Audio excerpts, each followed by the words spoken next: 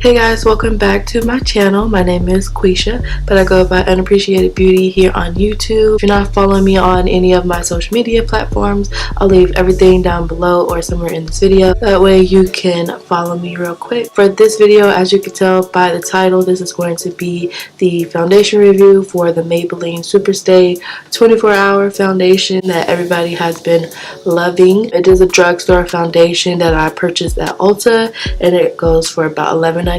So just to give you guys a good idea of the price point, the shade that I decided to get was Warm Sun. I feel like it is a good match. Haven't actually worn any Maybelline foundations in a long time because when I first started wearing foundation, I used to wear it, but then I stopped and I don't know what happened after that. But I can't wait to try this out. Quick details about the foundation: it's supposed to be oil free, it doesn't clog your pores, dermatologist tested, full coverage, and has a seamless finish. Enhances, your skin complexion.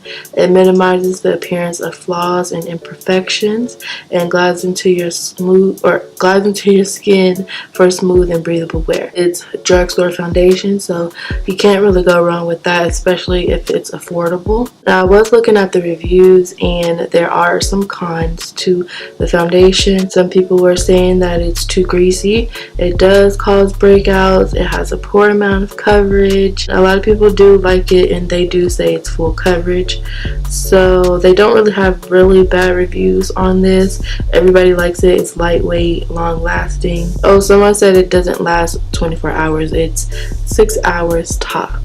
That is a letdown, especially if you're at work for 8 hours. Your foundation starts to like crack or move or whatever, so that's not good. So yeah, let's get right into the demo and let's see how I like the foundation. So I'm going to prep my skin with my Too Faced Hangover Primer. Y'all already know this is Bae, and Bae been together for like a year now.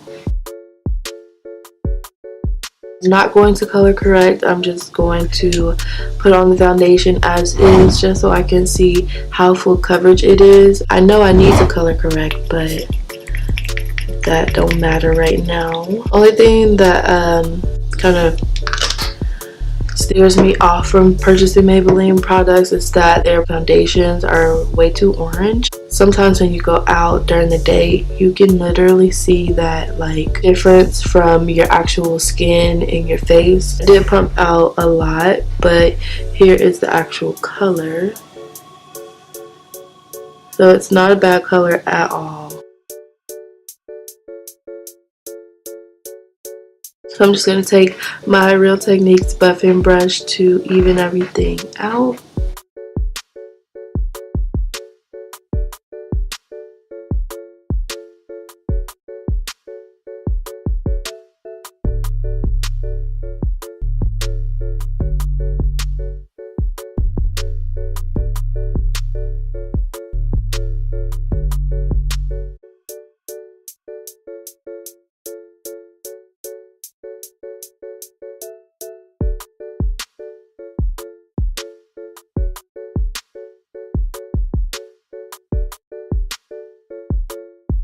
Low-key, you get what you pay for, but I'm gonna zoom in a little bit to see if you guys can see what I'm seeing. I couldn't evenly distribute it like around this area. It just wouldn't move like around my forehead. I would say it is full coverage because I can barely see any imperfections, and my imperfections are pretty dark. So I mean, I can see them, but I'm not going to discredit the full coverage of the foundation. So I do see it is there as a full coverage, but the foundation is like streaky and it's so dry that it's hard to get it to move. Let me see if you guys can see, like right here, I couldn't get it to like move. I'm pretty sure if I put some more foundation I could cover that up, but it won't move in these like forehead areas. Also, it's like, I don't know, it's very weird. It's a weird texture, but it's like it's so dry that's why the foundation won't move, in my opinion. It is full coverage. I don't really know what to say about it because it's a weird texture. Okay, so like for first impression, this foundation like literally just sits on my face and it looks so textured to me. And I'm not sure if it's because, you know, like I said, I'm not sure if it's because the foundation is so lightweight that it does that, like it's so dry, but it's so dry to where I can't evenly distribute the foundation, and it is full coverage, but the finish of it is super weird to where it looks just a tad bit streaky. For me, it makes my face, or makes my skin looks very dry, and it looks like my skin needs a lot of moisture. My other foundations don't look like this. Now I can see where people say it's very like smooth or whatever, but on the skin it doesn't look that great to me. It still looks very dry.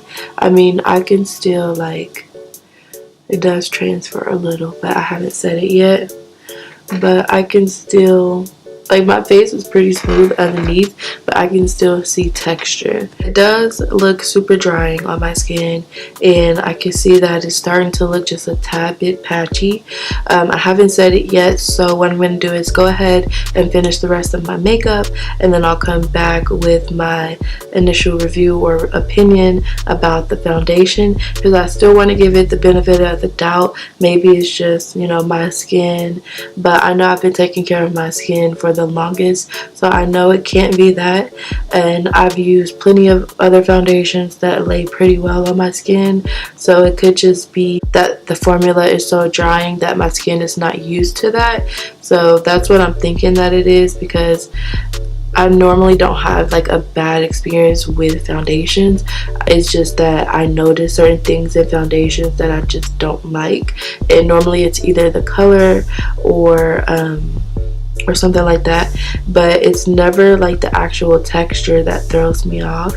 So yeah, so I'm just gonna go and do the rest of my makeup, and I'll come back and tell you guys how I feel about it. So for like the first time ever, I've gone with a no makeup type of look with this foundation, because I honestly truly wanted to see how it would look like on its own. My lights look a tad bit bright, so I apologize about that. I've just been playing with the lighting, but I do feel like everything looks a lot even with the foundation and setting it and making everything look smooth. I do like the finish of how everything looks like now. Everything looks really, really nice. I do think that the foundation color was actually a really good shade, so I don't have to like mix or anything like that. Out of a 10, I would give it maybe a 9 out of 10. It's actually not that bad, even though it is a bit streaky. I feel like you could still work with it a little bit. It's not a bad foundation for it to be drugstore and $11.99, so that's not bad at all. Like I said, I purchased mine from Ulta, and sometimes you can get coupons or, you know, use discounts. I feel like it's a really good drugstore foundation.